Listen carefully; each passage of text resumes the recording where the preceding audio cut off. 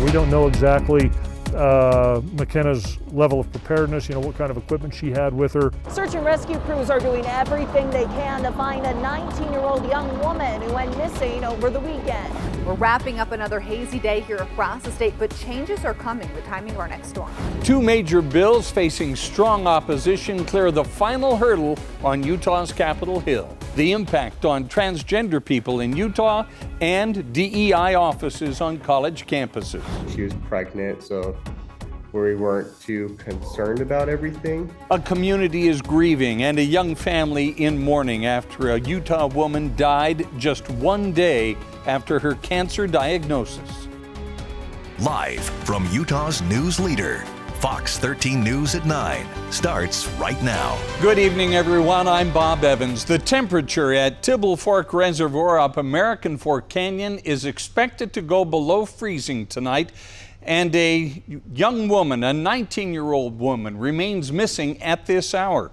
Crews spent all day trying to find her. Fox 13 News reporter Emily Tenser has the latest on the search. Teams called off Tuesday's search about an hour after sunset, and that's because there's not much to see and it puts volunteers in danger. A day spent in the sky and in the snow ended in disappointment Tuesday night. In an area like this, there are so many places a person could go. You get into some of this thick woods and stuff, you could literally walk within a couple of feet of a person and not see them. 19-year-old McKenna Minor ventured up these mountains on Sunday. Her family hasn't heard from her since, and her car still sits in this Tibble Fork Reservoir parking lot. We don't know exactly McKenna's level of preparedness, what kind of equipment she had with her. Sergeant Spencer Cannon says Minor spent her summer hiking and volunteering in this very canyon. Being in the outdoors like this would not be unusual for her. Search and rescue teams are concerned as she heads into her third night in these temperatures. Even on a good day like this where we're close to 45 or 50 degrees, you get down at nighttime, you're going to be in single digits and maybe even lower than that. Still, they try to stay hopeful. Right now, the human body and mind are quite capable of making themselves survive and hang on for long periods of time. Helicopters were still able to search in the dark for a little while, and that's because some of them have infrared radar, which can locate the heat that a human body gives off. Crews will be back here Wednesday morning. Reporting near Tibble Fork Reservoir, Emily Tenser, Fox 13 News, Utah. Right now, crews are working to stop an underground natural gas leak in Midvale. Fox 13 News reporter Jenna Bree is live on scene with details. Jenna, what happened? Bob, this gas leak is happening along South 770 East and Baker Drive. Earlier this evening, fire officials say a resident called in because they smelled gas in their apartment. That unit and the other one in that duplex were evacuated. There have been no injuries to residents or firefighters. This one underground is unique, and because it's so unique, it becomes a little bit more technical in how they address the leak, and in so doing will remain in a backup capacity supporting Dominion as they go to work. Captain Tony Barker says Dominion is still investigating the source of the leak. Reporting live in Midvale, Jenna Bree, Fox 13 News, Utah. Jenna, thank you. A firefighter with the Aurora Fire Department in Sevier County has been arrested for sexual exploitation of a minor. The FBI Child Exploitation and Human Trafficking Task Force went undercover online to investigate 44-year-old Gary Joseph Hawkins. From November 2nd of last year to 2 weeks ago, an undercover agent pretended to be a mother of a 9-year-old daughter. Hawkins allegedly connected with the agent through a phone app called Kik and stated he wanted to create a, quote, incest family. Hawkins is currently being held without bail in Sevier County. Governor Spencer Cox has signed a pair of controversial bills passed by the legislature. He signed one bill that restricts transgender people to using a public restroom consistent with their gender at birth. It does not affect private businesses. It also demands public facilities start building more unisex restrooms and changing areas. The ACLU of Utah tonight tells Fox 13 News it is considering a court challenge to the bathroom law. The bill went into effect immediately. In a statement tonight, the governor says we want public facilities that are safe and accommodating for everyone, and this bill increases privacy protections for all. The other controversial bill the governor signed into law replaces diversity, equity, and inclusion offices on college campuses. On that one, the governor says we've been concerned about some DEI programs and policies, particularly with hiring practices, and this bill offers a balanced solution. He goes on to say, I'm grateful to the legislature for not following the lead of other states that simply eliminated DEI funding with no alternative path for students who may be struggling. Instead, this funding will be repurposed to help all Utah students succeed, regardless of their background. Before the governor signed the bills into law, students at Utah Tech University in St. George rallied today to show their support for the transgender community. To no avail, they called on the governor to veto the transgender bathroom bill. Tonight, Salt Lake City Mayor Erin Mendenhall held her State of the City address. Erin Mendenhall hit on popular topics such as keeping the jazz in downtown Salt Lake City, the Open Streets Initiative that brought in more than 1.2 million visitors from 2020 to 2023, and bringing the Olympics here to Utah in 2034. We approach our greatest challenges, and we've had many, and our boundless opportunities, with partnership and ambition at the center of everything that we do. Mayor Mendenhall also said we wouldn't have to tear down an Olympic medals plaza. It could offer newer and bigger convention opportunities. Switching gears to weather, we are seeing foggy weather in some parts of northern Utah. This is a live look at one of UDOT's cameras in Garden City at Logan Road and Bear Lake Boulevard. I'll tell you what, Allison, we get all kinds of weather at all times of the year here in Utah. That's right. So with these inversions, and we've got snow on the ground in these areas, we get that moisture trapped here at the surface and some low visibility. Again tonight we'll have dense fog in some areas like this morning, Cache Valley. We're already seeing it up towards the Idaho border and up into Lyman, up in Wyoming. Now we could even see some additional fog developing tonight near the Great Salt Lake County and Weber and Davis counties. All that possibility as we wake up on Wednesday morning. Right now it's about 40 degrees for Ogden and Salt Lake, Provo mid-30s currently. Here's what you need to know. Haze continues tomorrow, then a storm moves in Thursday through Saturday. With our incoming storm, the only alerts that we have issued so far is a winter storm watch for the mountains of southern Utah Thursday morning through Friday night. Heaviest snow above 7,500 feet. Winter driving conditions expected, potentially up to a foot of snow in some of the highest elevations across southwest Utah at the end of this week. Temperatures here across the state right now, getting ready for bed. Many of us are right around 35 to 40 degrees. Our next system out in the Pacific, this is going to move in. We actually have 2 storms we're tracking. More on that coming up. Well, this kind of event can really instill a lot of fear in a community. Coming up next on Fox 13 News at 9, an arrest is made in a brutal attack at a Midvale massage parlor earlier this month that left one woman dead. Plus, changes are coming to One Tooele Reservoir after a second tragedy on the ice in less than a year. And Utah is seeing more abandoned animals in local shelters. We'll break down the numbers. The Utah Jazz wrapped up their 6-game road trip tonight in New York City. Could they beat the Knicks and even that road record of 3-3 on this trip? I'll have the highlights coming up. A California man has been arrested and charged in connection with the brutal death of a woman at a Midvale massage business earlier this month.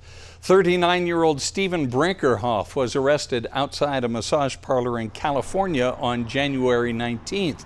He faces 1 count of first-degree felony murder for the death of 45-year-old Yuping Zhao, an immigrant from China. Police say her body was found at A+ Massage near 7400 South State Street on January 4th. Today, Salt Lake County District Attorney Sim Gill shared the details of that murder. Dr. Jacob Donnelly from the Utah State Office of the Medical Examiner conducted an autopsy on Yuping Zhao. Dr. Donnelly noted approximately 56 stab wounds to Yuping's body. The DA says surveillance video from a nearby business showed Brinkerhoff entered and exited the business on January 4th. Cell phone data and a DNA profile from the scene were also able to place Brinkerhoff in that area that day. He is currently being held without bail in California while awaiting extradition here to Utah. Settlement Canyon Reservoir is now closed to all activity after a man died last night saving a woman who had fallen through the ice. He is the second person to die in the past year by falling through the ice in almost the exact same place. Tooele police say the decision to close the reservoir was made by the irrigation company that owns it, and it sounds like it's going to be an annual rule. They've stepped up and they've decided that from the months of November through March, nobody is allowed to be on the ice or water, whether it's ice or water at the time, nobody's allowed to be on it. It'll be treated as a trespassing situation, and it's truly out of an abundance of caution to help prevent anything like this from happening again.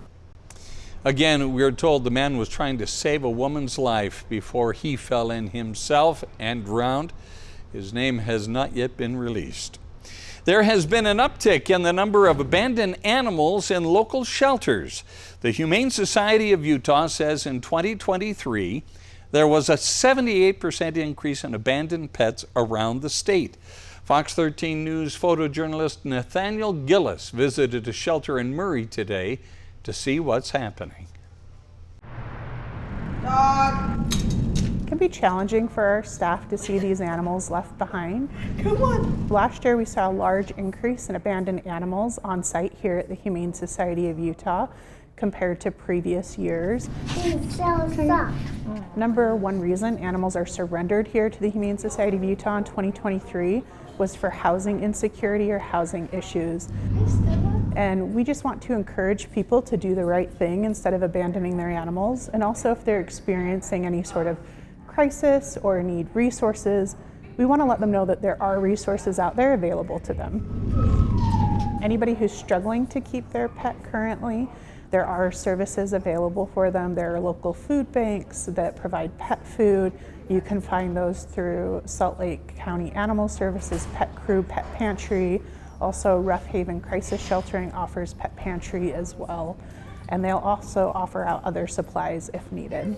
There's one not in here. A better solution for people looking to rehome their pets would be to plan ahead as best as they can.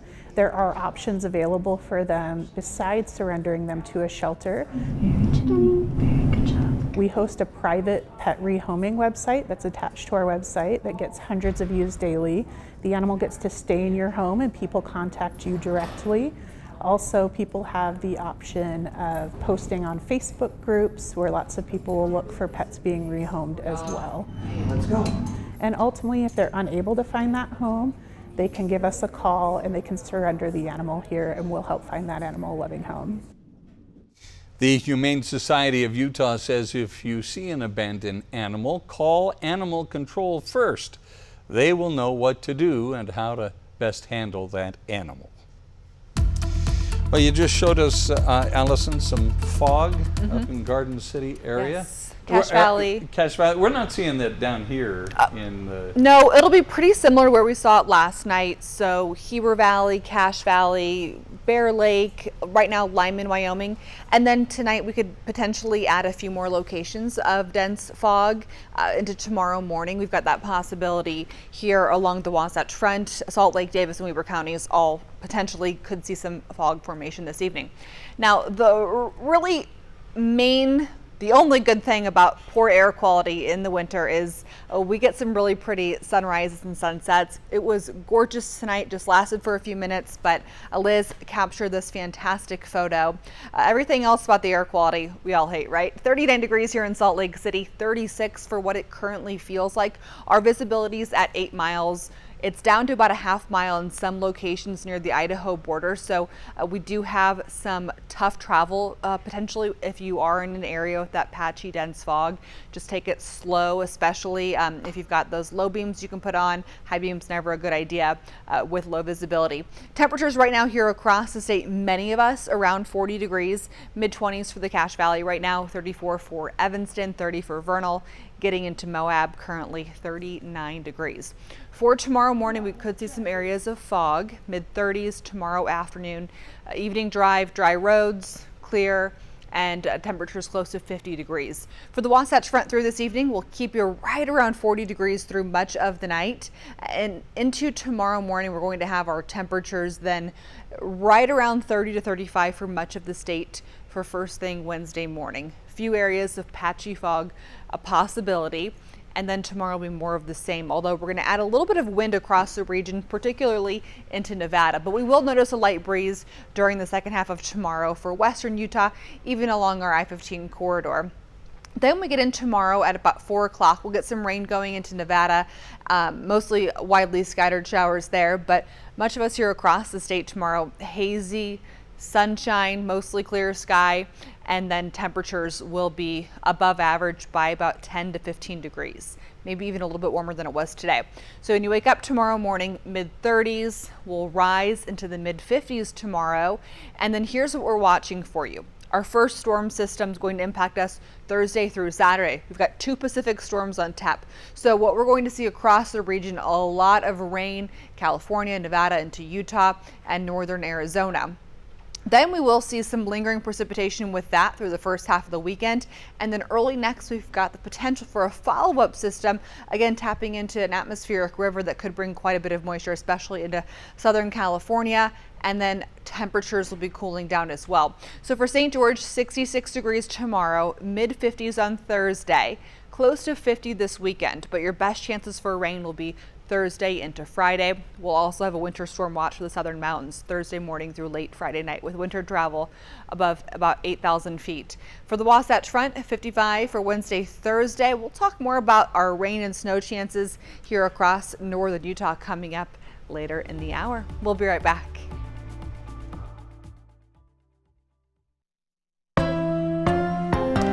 Utah Senator Mitt Romney has helped introduce bipartisan legislation to hold e-cigarette companies accountable for the youth vaping crisis.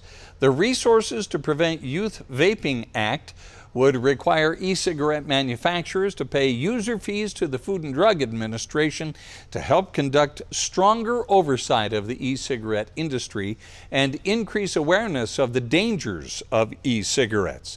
The bill is endorsed by the American Lung Association, the American Heart Association, and the Campaign for Tobacco-Free Kids. Utah's skin cancer rates are the highest in the nation, with melanoma more common here than in other places. It's so important to get those regular checkups, and it's something you may want to start thinking about right now. It could take weeks or even months to get in for a screening due to a shortage of dermatologists in Utah. That creates a backlog at many clinics.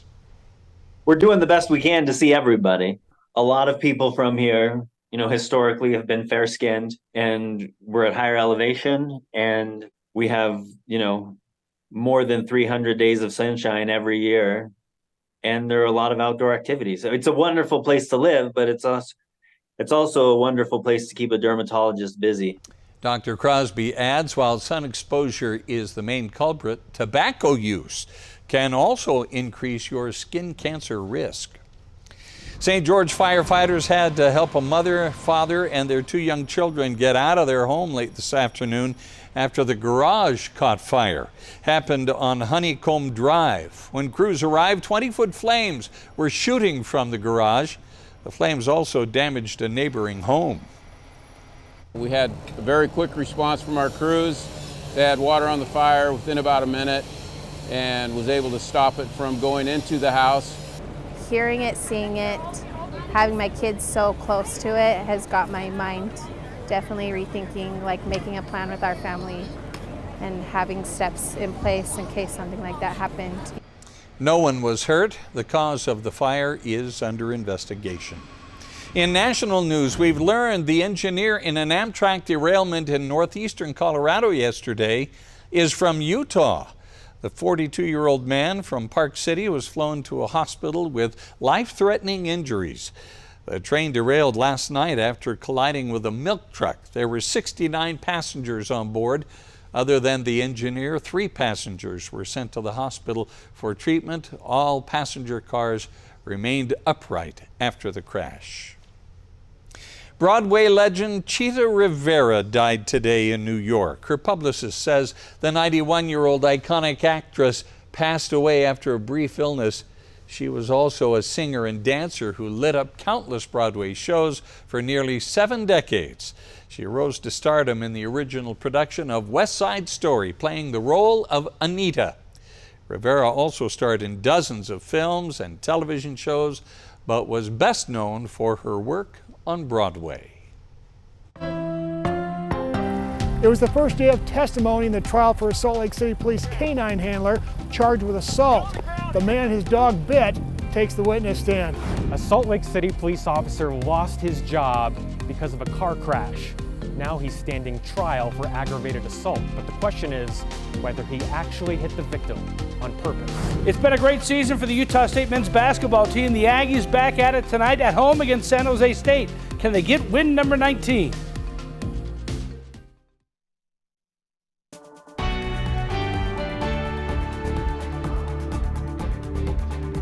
Welcome back to Fox 13 News at 9. An assault trial began today for a Salt Lake Police canine handler who ordered his dog to bite a man in 2020.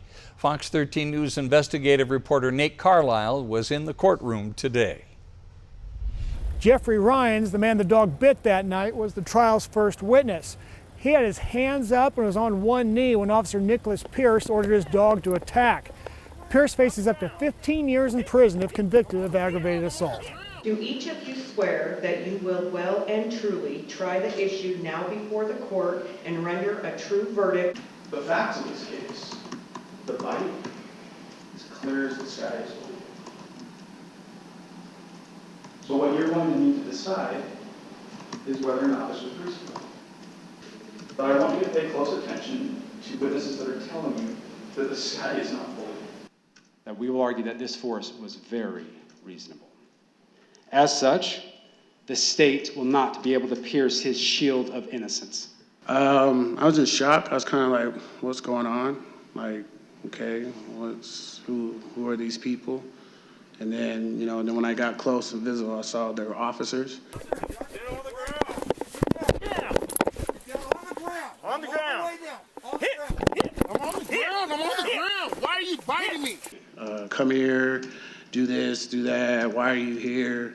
So I'm just like, I just was frozen in shock. Can you hear Officer Pierce say, get on the ground, get on the ground, get on the ground, or you're going to get bit? I mostly was concentrating on listening to the dog barking.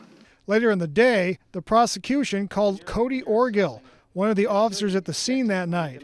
He testified that Ryans was initially compliant, but didn't get on the ground fast enough.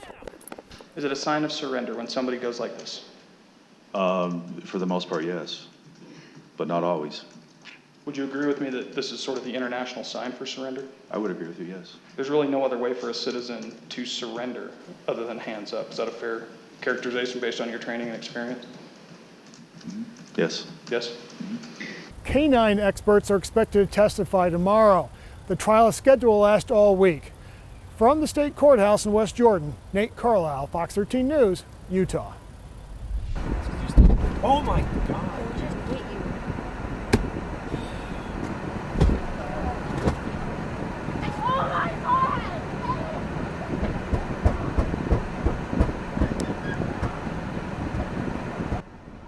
Former Salt Lake City police officer Thomas Cagle is now standing trial for aggravated assault because of this crash.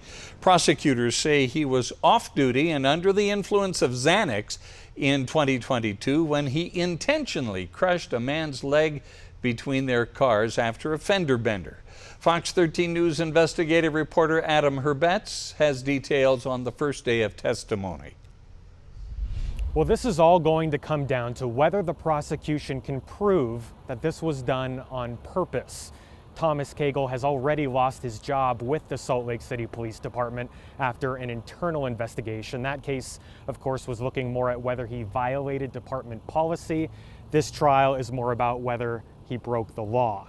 Prosecutors say it all started with a crash. Cagle said his foot slipped off the pedal at an intersection, so he rear-ended the victim. He was apologetic.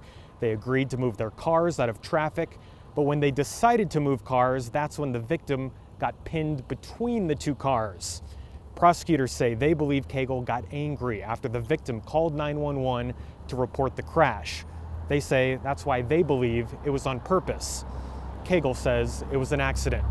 The victim says either way, he doesn't think Cagle was sober, and he believes the body camera video from that day will demonstrate that. I get pushed into the back of my Ford Fusion. I get lifted up in the air. I'm dazed and confused. I honestly had no idea what was happening at the time.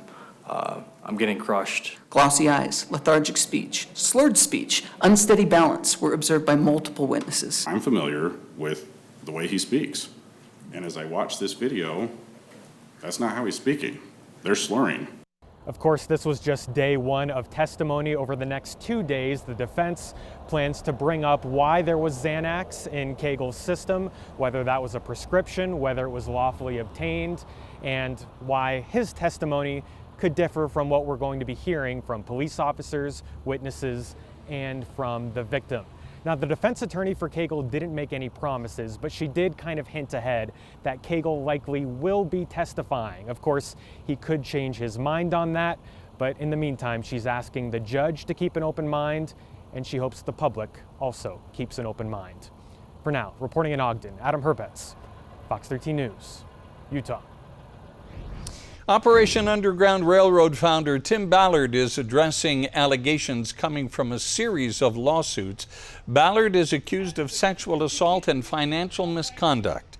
Court documents indicate Ballard addressed the lawsuit filed by Celeste and Michael Boris. He says he's done nothing wrong, and the allegations are, quote, nothing more than an attempted shakedown, unquote. His attorney also points out Ms. Boris denied Ballard did anything wrong as late as 2 weeks before filing her lawsuit. Coming up, a pair of bills on clergy abuse reporting, and churches say this time they don't oppose them. And millions of dollars in funding for water conservation, including a new idea that could help save the Great Salt Lake. And temperatures today 13 degrees above average. We'll talk more about what we can expect for our incoming storm in the full forecast.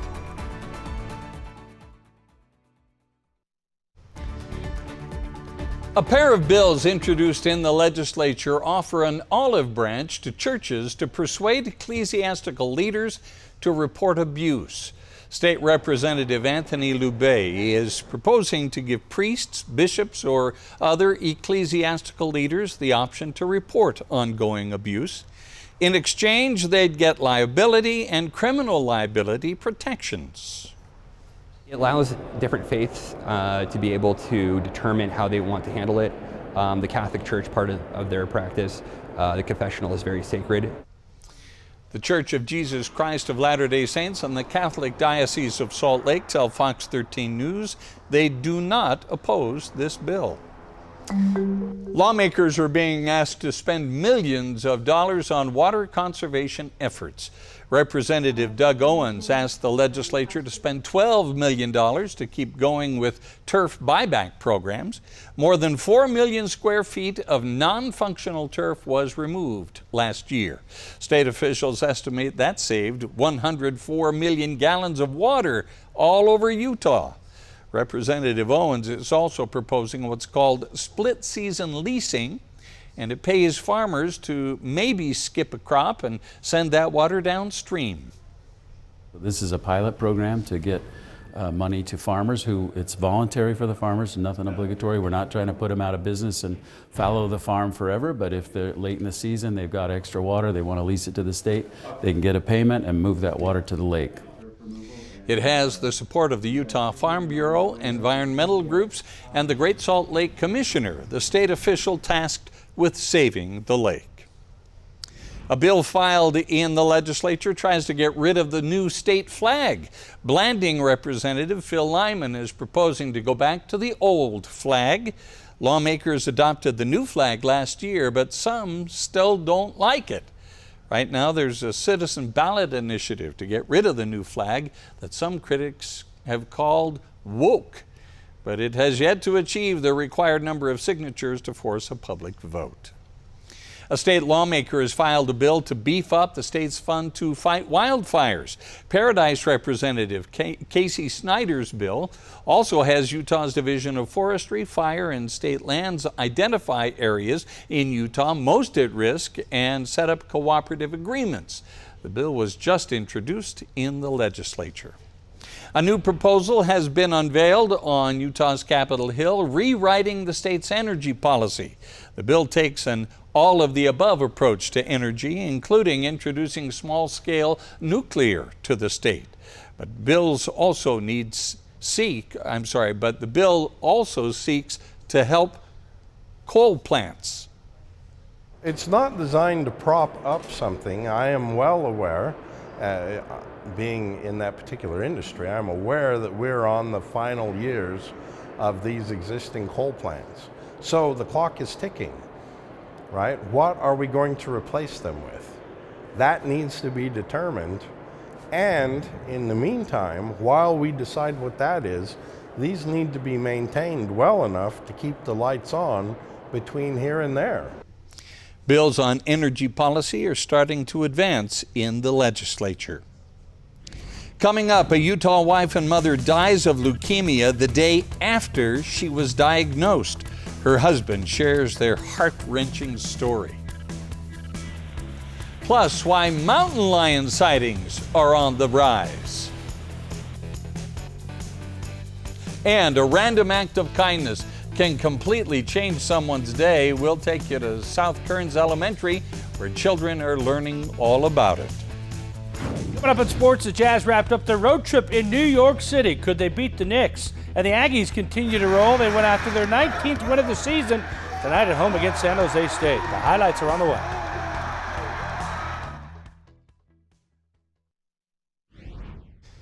Friends and family of a Farmington wife and mother of twins are mourning tonight after she died unexpectedly from leukemia the day after being diagnosed.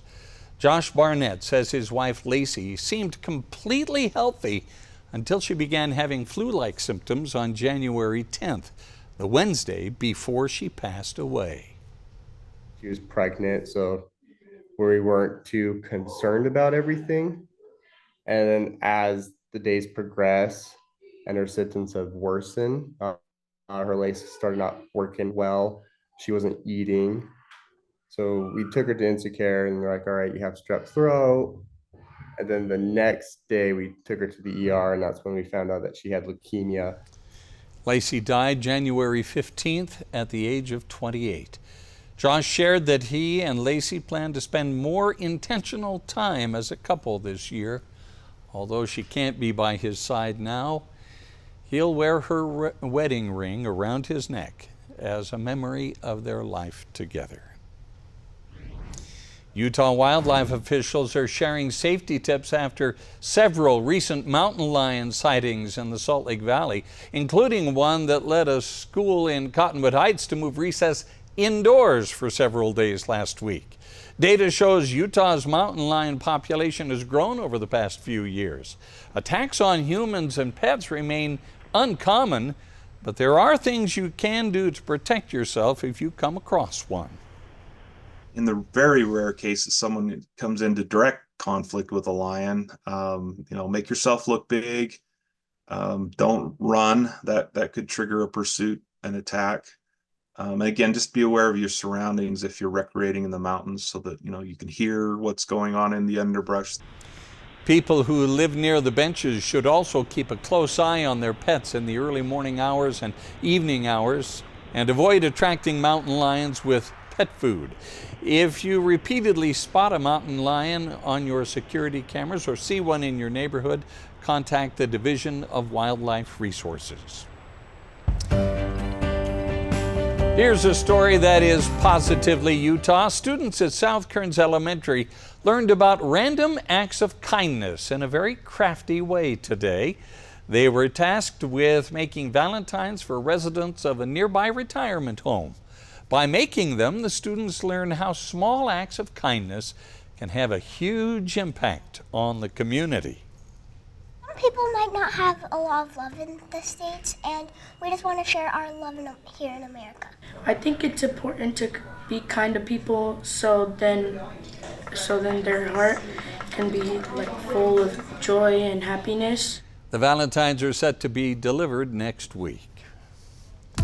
Well, if you weren't with us last night was the return of our favorite meteorologist who is now a new mother, Allison Kroger. How's little Sid doing tonight? He's sleeping, 8 o'clock bedtime, 12 weeks old. I told you last night, you need a graphic to give us the current Sid conditions. Well, I'll tell you what a data nerd I am. Yeah. I can go in on the app that we track it all on. Yeah. So today's the second most food he's ever eaten. See, I can look at the data. I can break it all down. We want to hear this. Yeah. That's what we want to hear. So yeah, he's doing great. Mix that in with your forecast. Well, the forecast next couple of days, what I'm really looking at is air quality. I'm always concerned about that. I've got asthma myself, but of course keeping a child safe. For those of you at home who have heart and lung conditions, you're looking at the haze outside and you're wondering, when is this going to go away? Let me show you Futurecast because we've got an inversion buster on the way. We've got storms that are going to impact the region, potentially bring quite a bit of precipitation and improve our air quality. First storm Thursday through Saturday. This is going to be a Pacific storm that moves in, likely going to see our heaviest precipitation out of this one into southwest Utah, especially above about 7,500 feet for snow levels for the southern mountains. Into Saturday, we could cool enough that we get some snow mixing into the valleys, but with how warm that it's in the last couple of days, I'm not really anticipating a whole lot of snow piling up here in the valleys. Then we've got a follow-up system into the early part of next week. This one initially aims to our west, and then we get quite a bit of likely atmospheric river precipitation, moisture pulling in, and we really could see some piling up with this into the early to middle part of next week. Still a lot of uncertainty with that. This could very much decay or stay off to our west or really pass us by after just out of the state. So something that we'll be watching over the next couple of days as that continues to come together. With this first wave, Thursday morning through Friday night, winter storm watch for the southern mountains. Winter driving conditions, especially above 7,500 feet for the end of this work week. Then we head into tomorrow morning first, so let's get into the hazy day tomorrow. Areas of dense fog, a possibility, especially across northern Utah, Cache Valley. I had a comment on Facebook saying a little bit of fog in Magna this morning. We could see some fog developing again here along the Wasatch Front into tomorrow morning. So fog is the main thing with our air quality the next couple of days as well. Then we see our precipitation moving in. Thursday early in the day across southwest Utah, starting to fill in. Thursday afternoon really into central and southern Utah. And then by Friday, we'll see that mixing in here across the north also. And then we're going to have temperatures just a little bit cooler getting into Friday, Saturday, Sunday. So for Ogden, best chances of precipitation Thursday night through Saturday. For the Provo area, your best chances of precipitation Thursday night through Friday night, and then we'll see some more waves into the early part of next week. St. George, your best chances Thursday night. St. George 66 tomorrow, 54 Thursday, close to 50 this weekend, and for the Wasatch Front, mid-50s Wednesday, Thursday, 40s after that. First storm Thursday to Saturday, more chances into early next week.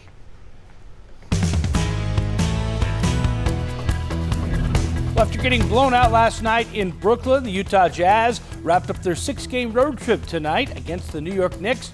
They needed a win to go 3-3 on this road trip.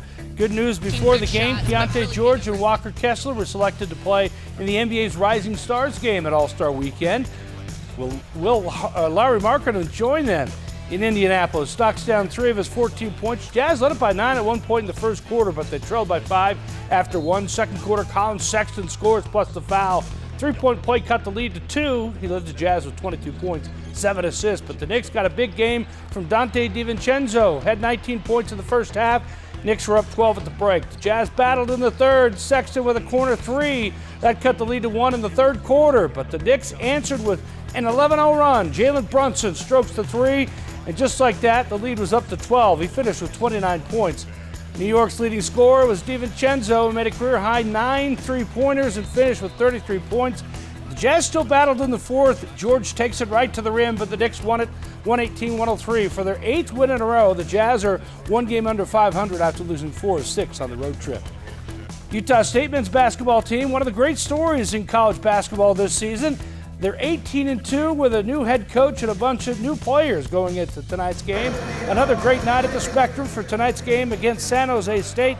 Here's Darius Jones-Brown II, drives in, lays it in. He had 11 points, 10 rebounds, 5 assists.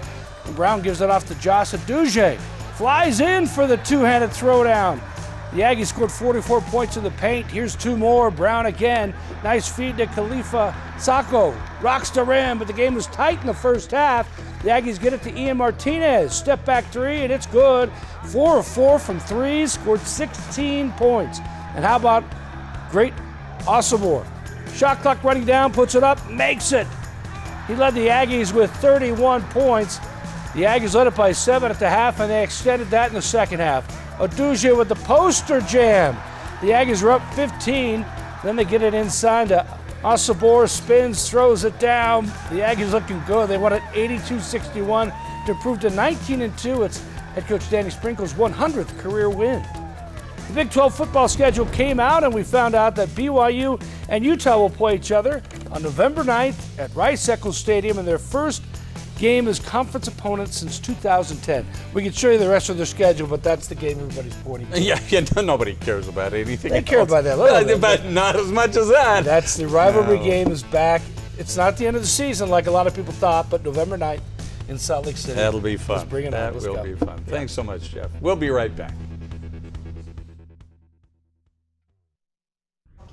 Just into the Fox 13 newsroom, Ogden Canyon is closed in both directions while deputies work to hoist an unconscious individual from the hot pots or hot springs. The Weber County Sheriff's Office says this is the second time today this has happened. The closure is expected to last an hour. They want to remind everyone the hot pots are on private property, no trespassing, or you could be cited. Thanks for joining us for Fox 13 News at 9. Quickcast is next.